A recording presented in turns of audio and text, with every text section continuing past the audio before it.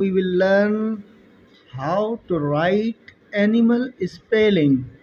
I will show you how the animals will looks. So now first of all we will starting today from the king of the forest. So it means I am talking about lion. So do you have seen how lion will be looks? This is lion. As you can see, this is lion. Lion. So do you know how to write lion?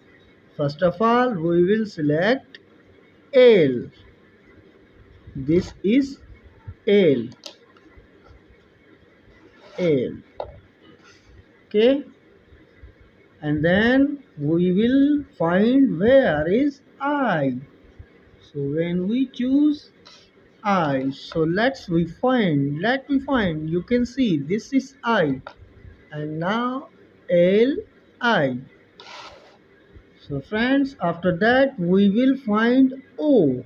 Wow, this is O. O. This is O. So L I O. And finally we will find the word N. So this is N. Wow, this is the spell of lion. L I O N. Lion. This is lion. This is lion. Wow. L I O N. Lion. Lion. Now we will read about the second lesson. Do you know what is? Oh, now I am telling you that is the second word, and the second word is cow. Do you know cow? How he looks? I'm showing you. This is cow. Wow.